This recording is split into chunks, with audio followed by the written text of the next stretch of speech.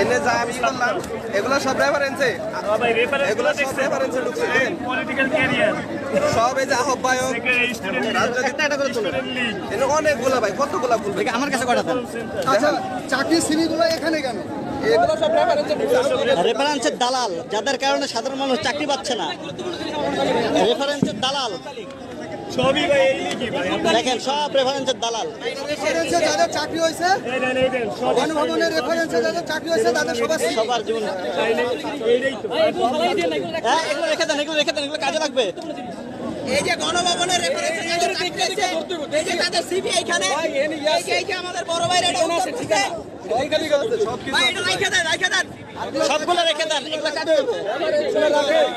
এখানে সব ছবি তুলে প্রমাণ রাখেন। হিসাব দিবে সে। এগুলো সব সৈনিক